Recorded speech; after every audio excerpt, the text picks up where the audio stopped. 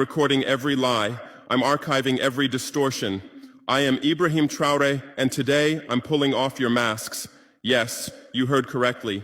I, whom you call a young military junta leader, whom you brand as a dangerous radical, whom you serve up as an anti-Western dictator, am now telling you the truth. And this time you cannot turn off your microphones. This time you cannot turn away your cameras. This time your editors cannot cut this speech. Because the world you monopolize no longer exists. Because millions will hear these words now, without passing through your filters, without being subjected to your distortions, without being muddied by your lies. I am 34 years old. Every day of my life, I grew up with your lies. As a child, I would watch Africa on television.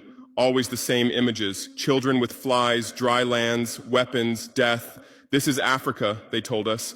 This is what Africa is.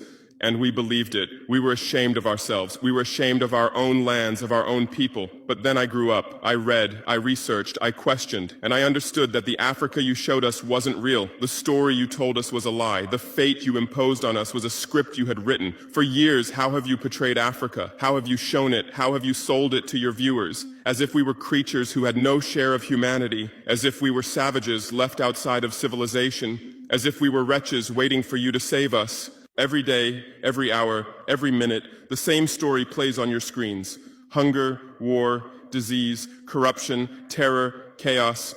These are the words that come to mind when Africa is mentioned. In your Africa dictionary, there are no other words. No hope, no success, no development, no resistance, no honor, no pride, no victory. So I ask you, New York Times, Washington Post, Guardian, Le Monde, have you ever made Africa's successes your headlines? How many times have you written about Rwanda's technology miracle? How many times have you shown Ethiopia's reforestation project? How many times have you praised Botswana's democratic success? How many times have you described Kenya's entrepreneurial ecosystem? No, because these don't fit your scenario. Your Africa cannot be successful. It cannot, because then how will you legitimize your exploitation? If it's not in need of help, how will you intervene? If it's not backward, how will you look down on it? Have you ever asked yourselves, has any editor sitting at their desk, any news director in a meeting, any columnist at their keyboard ever thought, why are the people of the world's richest lands poor? Here are the numbers for you, real numbers. Africa owns 70% of the world's cobalt reserves. Your cell phone, your computer, your electric car won't work without cobalt. This cobalt comes from Congo, but Congolese can't afford cell phones. Africa owns 90% of the world's platinum reserves. Catalytic converters, electronic devices, medical implants, they all need platinum. This platinum comes from South Africa,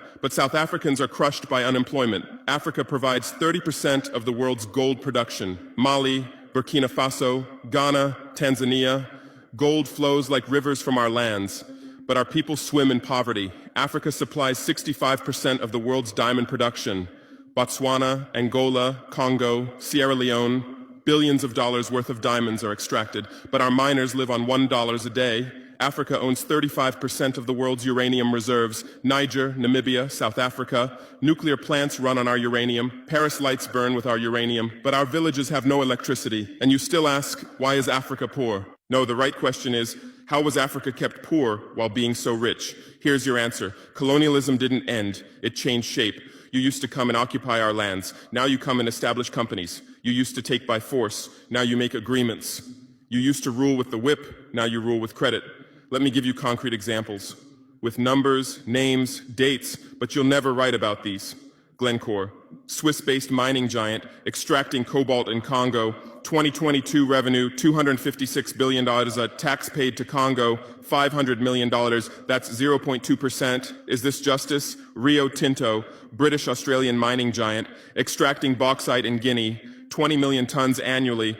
What's left for Guinea? Environmental pollution and cancer. Total, now Total Energies, French oil giant, extracting oil in Angola, Nigeria, Congo. 2022, profit, $36 billion investment in Africa, dirty pipelines, Anglo-American, founded in South Africa but now in London. Diamonds, platinum, iron, taking everything. What it left in South Africa? 6 million unemployed miners. And these are just the tip of the iceberg. What about the invisible, the secret deals, the offshore accounts, the transfer pricing tricks? Every year, $88 billion in illegal money flows out of Africa.